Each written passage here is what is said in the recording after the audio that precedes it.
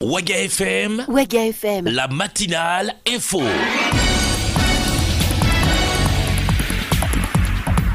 Excellente journée à toutes et à tous. Vous êtes bien sur Waga FM. Bienvenue, mesdames, messieurs. Voici la une du journal. Après le rendez-vous de Paris où le PNDS a mobilisé 18 milliards de francs CFA, le chef du gouvernement du Burkina Faso était face à la presse hier. Les avocats du Burkina Faso veulent connaître davantage le secteur minier burkinabé d'Afrique de l'Ouest. Ils étaient réunis à Ouagadougou. Derrière l'attaque de Nassumbu le vendredi dernier, le citoyen lambda réagit dans ce journal. Et puis le syndicat national des agents des impôts et des douanes a suspendu le mode de grève de 120 heures. Au menu de ce journal, nous parlerons sport avec la séparation à l'amiable entre le bureau exécutif de l'Étoile filante de Ouagadougou et son entraîneur pour insuffisance de résultats. Une fois de plus, bonjour et bienvenue.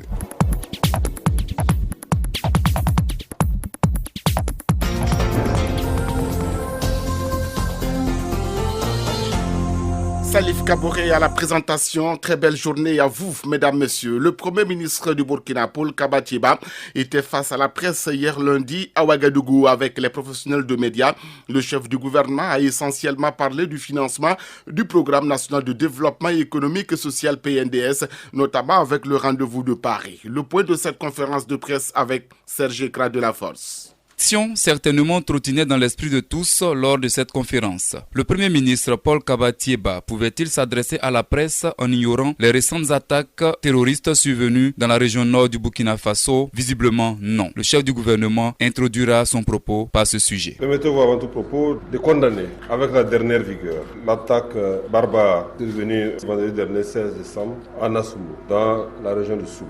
Comme vous le savez, notre pays a été victime d'une attaque terroriste. Encore une fois. Et en cette circonstance douloureuse, je voudrais m'incliner pour saluer la mémoire des valeureux soldats tombés pour la défense de la patrie et exprimer en mon nom propre et au nom du gouvernement et du peuple burkinabé, ma compassion et ma solidarité aux familles des victimes. Alors, l'homme entamera le point qui réunissait en réalité les uns et les autres. La tenue de la conférence des partenaires du Burkina Faso sur la recherche des fonds pour le PNDS. Paul Kaba-Thiéba. Au total, près de 800 participants provenant de pays amis, d'institutions publiques multilatérales et bilatérales, du secteur public national et international, ainsi que la société civile ont pris part alors que nous escomptions au départ environ 300 participants seulement. Cette forte participation a été la manifestation de grand intérêt porté au Burkina Faso et également elle est due à la crédibilité retrouvée de mon pays et au leadership du chef de l'État au plan international. Il est important de souligner que notre ambition n'était pas de revenir de Paris avec des chèques ou de la liquidité, mais d'obtenir un engagement des partenaires techniques et financiers pour accompagner le Burkina Faso dans la mise en œuvre du plan national de développement économique et social. Au finish, le chef du gouvernement burkinabé viendra confirmer certains chiffres quant aux intentions de financement de ses partenaires. Le montant du financement à rechercher était de 5 570 milliards de francs CFA et dès le premier jour de la conférence, les intentions de financement s'élevaient à 8 352 milliards de francs CFA, soit 150% du besoin de financement. Le deuxième jour, les manifestations d'intérêt des acteurs du secteur privé s'élevaient à 10 062 milliards de francs CFA. En conséquence, le montant agrégé des intentions de financement public et privé présentées à la conférence s'élève à 18 414 milliards de francs CFA, soit un taux de couverture de 330%. Paul Kaba-Thiéba, à cette conférence, avait à ses côtés la ministre de l'économie et des finances, ainsi que le représentant de la Banque mondiale. Et autant le dire, pour l'instant, aucun copec n'a encore atterri dans les caisses de l'État burkinabé, un point sur lequel le chef du gouvernement a beaucoup insisté. Merci beaucoup, Serge Ekra de la Force et bonne journée. Le Premier ministre a reçu en audience hier ici à Ouagadougou le directeur pour les programmes de santé d'Afrique de l'Ouest et du Centre pour la Banque mondiale. L'objectif de cette rencontre était de passer en revue les différents programmes de santé des deux parties et les perspectives pour leur mise en œuvre. Écoutons à ce propos Gaston Sorgo, des propos recueillis par Erika Zinsoni. Nous avons revu tout ce qui se passe actuellement et comment est-ce que nous pouvons capitaliser sur ce qui se déroule pour pouvoir mieux soutenir les différentes initiatives en particulier la question de l'assurance maladie universelle. Comment est-ce qu'on peut aider pour que les gens aient effectivement accès aux services de base, notamment pour les couches les plus pauvres, comme le désire le gouvernement. Donc ça appelle un certain nombre de mesures et de réorganisation de notre portefeuille du secteur de la santé, et c'est ce dont nous avons échangé avec le Premier ministre. Mais le gouvernement nous a précisé davantage un peu ses priorités. Et en fait, ce que nous attendons, c'est qu'effectivement, avec les services techniques, nous ayons la possibilité de pouvoir faire des échanges beaucoup plus approfondis et que ça nous permette réellement d'être au service de ces priorités-là autant que peut se faire. Donc, en réalité, pour nous, c'était d'apprendre davantage sur leurs préoccupations, ce qui est vraiment essentiel pour le gouvernement, et afin que nous puissions cadrer au mieux que possible avec ces priorités. Gaston Sorgho, le directeur sectoriel pour les programmes de santé d'Afrique de l'Ouest et du Centre, interrogé par Eric Zinsoni. Vous êtes au journal de Waga FM, il est 7h06. On poursuit. Le syndicat national des agents des impôts et des douanes du Burkina a annoncé la suspension de son mode de grève de 120 heures prévu débuter hier lundi sur toute l'étendue du territoire national. L'information a été donnée au cours d'une conférence de presse qui a été animée hier. Les détails avec vous, Aimé Sawadogo. Vu débuter ce lundi 19 décembre 2016, la grève de 120 heures du syndicat national des agents des impôts et des douanes, SINAID, a été suspendue. Nongo Grégoire Traoré, secrétaire général du SINAID, apporte le motif de la suspension de ce mot d'ordre de grève. Après une analyse sans complaisance de la situation nationale, marquée notamment par les attaques terroristes et la psychose au sein de la population, notamment dans le Sahel, les participants ont jugé plus que nécessaire de suspendre le mot d'ordre de grève des 19, 20, 21, 22 et 23 décembre 2016 afin de témoigner de la solidarité et de la compassion des travailleurs des impôts au peuple burkinabé en général et particulièrement aux familles endeuillées. Ils ont mandaté le bureau national du SINAID à adresser une lettre de suspension du préavis de grève au président Guy Faso. Selon le secrétaire général du SINAID, cette suspension du mot d'ordre de grève ne signifie pas que les travailleurs des impôts sont satisfaits des propositions de solutions apportées à leurs préoccupations. Nongo Grégoire Traoré. La décision de suspension du mot d'ordre de grève se comprend aisément au regard de l'orientation révolutionnaire de lutte de classe du SINAID, qui veut simplement dire que le SINAID lie toujours sa lutte à celle du peuple burkinabé. Par conséquent, les travailleurs des impôts reprennent service à partir de ce jour 19 décembre 2016. En outre, le syndicat insiste qu'il n'y a eu aucun accord avec le gouvernement sur la plateforme minimale d'action objet de la grève. Les problèmes des travailleurs des impôts demeurent posés et attendent d'être résolus plus que jamais par le gouvernement. Pour l'heure, aucune date n'a été retenue par le syndicat national des agents des impôts et des douanes. Mais le syndicat affirme qu'il ne baissera pas les bras tant que leurs revendications ne seraient pas prises en compte. Merci beaucoup, Aimé Sawadogoum. Table ronde des avocats sur le secteur minier au Burkina Faso et en Afrique de l'Ouest. Eh bien, ces avocats se sont réunis hier lundi à la maison de l'avocat à Ouagadougou pour justement discuter des projets miniers actuels et à venir. Les détails sont avec Gérard Sano.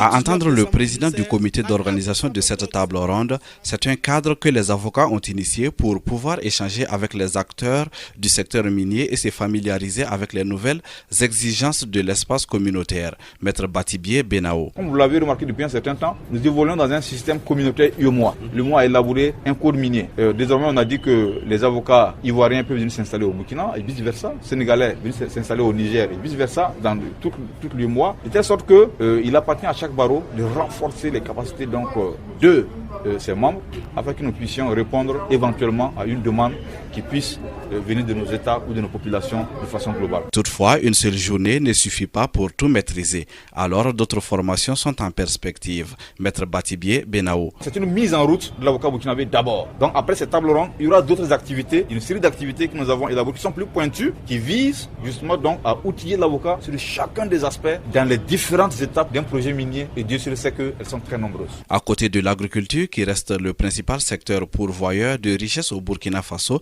on assiste depuis un certain temps à un véritable boom minier. Un très grand nombre de projets miniers sont en train d'être mis en œuvre au Burkina Faso et en Afrique de l'Ouest de façon générale. Pour Maître Batibié Benao, il appartient aux juristes de ne pas se mettre en marge de cette réalité. Merci à vous, Gérard Sano.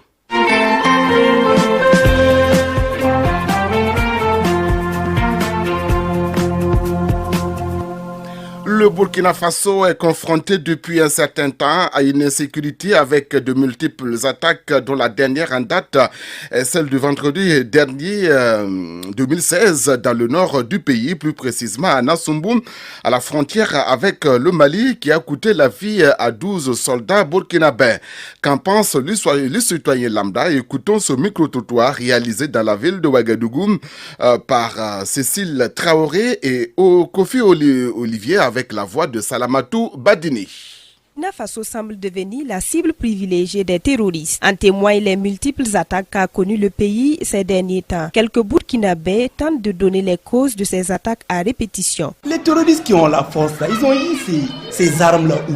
Ils ont eu ça où? Et tout le monde sait qui fabrique les armes. Qui fabrique les armes, on sait. Quand on dit que le pays là, il est plus puissant que tout le monde, ça veut dire qu'en armement, ils sont plus forts. Ça vient d'où? Il faut vraiment équiper l'armée. Parce qu'actuellement, l'armée même est divisée. Si on prend Simon Comparé comme ministre de la Sécurité, si on prend le président lui-même comme ministre de la Défense. Bon, avant c'était Blaise qui était le médiateur. Peut-être il se dit qu'il veut se venger aussi de leur médiateur. On a cherché Blaise et ils vont commencer maintenant à nous faire voir. Au moment de Blaise, on n'avait pas ce genre de trucs-là. Il y a Dendéré qui est en prison. Lui aussi, il faisait parmi de ces trucs-là. Bon, vous ramassez ces gens-là, vous les enfermez, vous les jugez même pas. Ils demandent à ce qu'on les juge. Vous les jugez pas. Et qu'est-ce que vous voulez qu'ils fassent? Bon, renverser le régime qui a duré pendant 27 ans comme ça et puis ils sont toujours à côté de chez nous en Côte d'Ivoire et puis bon, vous voyez quoi, il y a beaucoup de choses qui sont en train de tourner en bas que nous on connaît pas, les politiciens savent ça, c'est à eux de régler entre eux quoi. Loin de reconnaître les causes réelles de ces attaques terroristes au Burkina, d'autres citoyens proposent des solutions. Moi je me dis quand même que l'État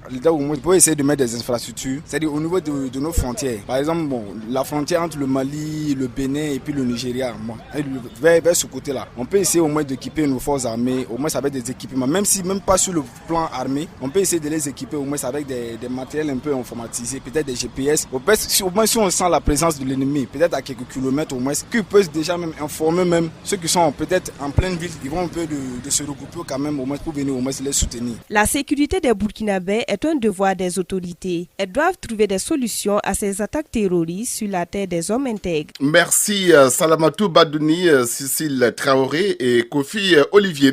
Et puis c'est ce mardi en principe que les militaires touchés tombés le vendredi dernier seront inhumés.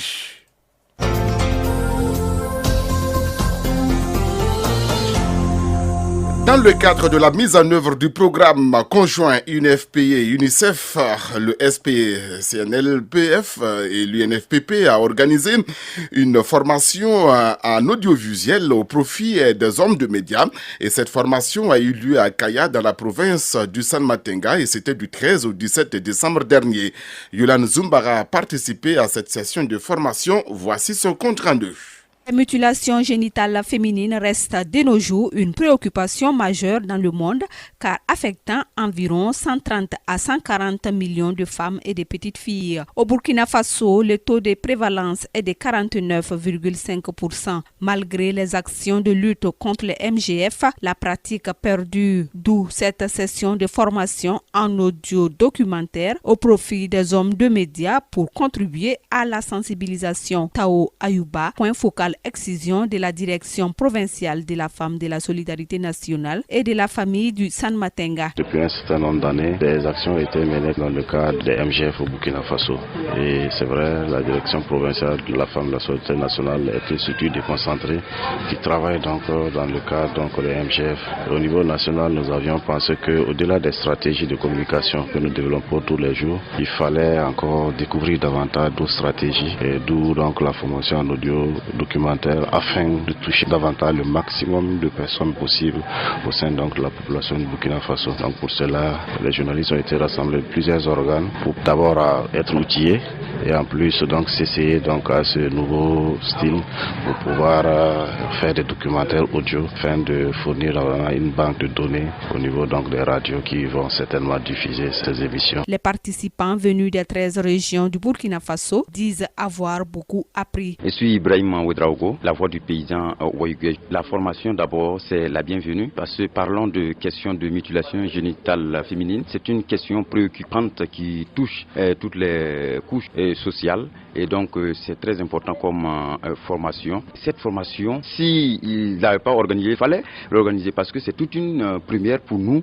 en tant que journalistes radio ou télé qui ont bénéficié des télévisions d'une formation en audio documentaire. Et c'est un nouveau genre pour nous. Moi, c'est Adam Assorgo, journaliste à la radio Bagré Pôle FM. Et pendant ces 5 jours de formation, j'ai appris d'abord plein de choses sur les mutilations génitales féminines. C'est vrai que c'est une question qu'on croit connaître, mais en réalité, quand on s'y frotte, on se rend compte qu'il y a des aspects qu'on ne maîtrisait pas. Deuxièmement, c'est sur le documentaire radiophonique. C'est vrai que je faisais un peu du cinéma documentaire, mais là, j'imaginais comment on pouvait faire un documentaire uniquement qu'avec le son. Et je crois que la question a été répondue durant ces 5 jours. Au cours de cette session de formation, des documentaires audio ont été réalisés sur plusieurs thématiques abordant les questions des MGF.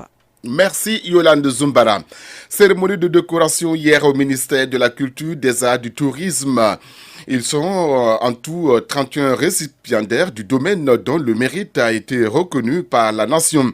Un commandeur, 3 officiers et 27 chevaliers de l'ordre de mérite des arts, des lettres et de la communication. La cérémonie s'est tenue en présence du ministre Tahirou Barry. La cérémonie d'ouverture de la session inaugurale de formation de haut niveau du Centre d'études diplomatiques et stratégiques de Paris s'est tenue le samedi dernier à Ouagadougou. Sur l'initiative de l'Assemblée nationale du Burkina, cette formation vise à renforcer les capacités des parlementaires sur les questions internationales. Ella Guébré.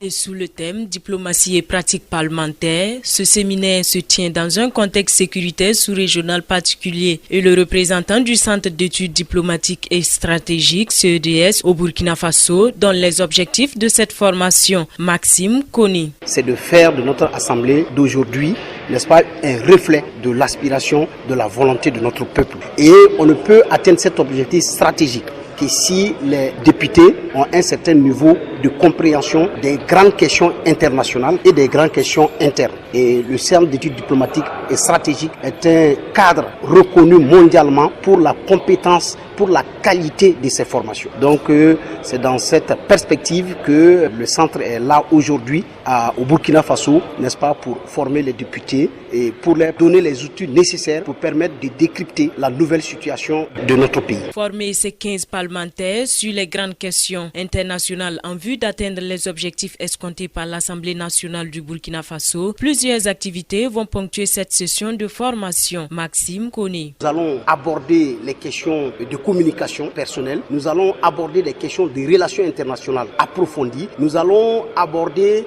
les questions des acteurs des relations internationales. Nous allons aborder les grandes théories des relations internationales. Nous allons aussi voir les facteurs des relations internationales. Nous allons aborder les questions sécuritaires, notamment pour outiller les députés, pour qu'ils sachent que les parlementaires aussi ont un rôle stratégique à jouer pour, n'est-ce pas, la lutte contre le terrorisme. Il faut noter qu'en plus du Burkina Faso, d'autres pays de la sous-région comme la Côte d'Ivoire, le Mali, le Niger bénéficieront de formations vu l'importance du besoin qui s'impose à ces pays. Merci à vous, Estelle Guébré. Les infos sur Ouaga FM, l'actualité internationale. L'actualité internationale nous est présentée ce matin par Paul Miki Ramba. Bonjour. Bonjour Salif et bonjour à toutes et à tous. En République démocratique du Congo, le nouveau gouvernement est tombé lundi soir quelques minutes avant minuit et la fin officielle du mandat du président Joseph Kabila. Un mandat qui s'achève sans que son successeur n'ait été élu. Le chef de l'État est pourtant toujours en place à la faveur d'un accord conclu avec une partie de l'opposition et alors que le dialogue politique est toujours en cours mais suspendu. La situation politique est donc confuse en République démocratique du Congo. En Allemagne, un camion a visé un marché de Noël à Berlin lundi 19 décembre 2016, faisant au moins 12 morts et 48 blessés. Une enquête a été ouverte par le parquet fédéral habilité à traiter les affaires de terrorisme. La chancelière Angela Merkel a déclaré être en deuil. Le pays tout entier est sous le choc. Merci à vous, Paul Miki Ramba. Et pour être complet, sachez que le président guinéen Alpha Condé sera le candidat de l'Afrique de l'Ouest à la présidence de l'Union africaine. Les infos sur Ouaga FM, la page sport. Et c'est du football avec la séparation à l'amiable entre le bureau exécutif de l'Étoile filante de Ouagadougou et l'entraîneur Xavier Minungu. C'est une information qui nous a été confirmée ce matin même par le président section football de l'Étoile filante de Ouagadougou, Moustapha Dektunda. Nous y reviendrons. Football toujours avec les résultats du championnat de football de 2e division disputé la semaine dernière. Sachez que dans la poule A, le club football de Ouagadougou était face au Canot du Sud, victoire du Canot du Sud par 1-0. 9 Athletic Club étaient aux prises avec Zénith de Koupela. À l'issue des 90 minutes, les deux équipes se sont séparées, 1 but partout. Il y avait également l'opposition Azo contre FAC 0-0. Léopard FC contre Sanor FC 4-0 pour Léopard. L'AS Kouritenga a battu AZ par 2-0. Fabao contre Diawaba 1 but partout. La SEC de Koudougou a joué le 0-0 contre Salitas. USS contre AS Douane 0-0 également. Dans la poule B, Falem était aux prises avec Banque Sport, 2-1 pour Falem. Et puis on a également d'autres rencontres. Kiko FC contre BSD 0-0. Royal FC contre JCB 2-1 pour Jeunesse Club de Bobo du Lassoum. Bobo Sport a été battu par l'AS Eco 1-0. Il y avait également le match AS Maya contre AS Tema Bouquin, 2-0, 3-0 pour l'AS Maya. Ils y étaient aux prises avec Bafouji FC à l'issue du temps réglementaire, victoire de l'Union sportive du Yatenga par 3-0. L'OSM contre Usfran 0-0 et c'est par 2-1 que la FACB est venue donc à bout de Surou Sport. 2-1 donc pour la FACB. Voilà un peu le point complet sur l'actualité sportive du jour.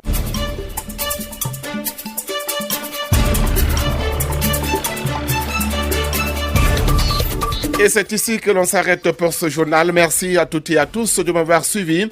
Dans quelques instants, c'est-à-dire à 7h30, vous avez la pause commerciale. Mais avant cela, la revue de presse vous sera présentée par Yolande Zumbara. À 7h45, ce sera commentant l'actualité. Le retour de l'info, c'est à 8h. Bonne suite de programme.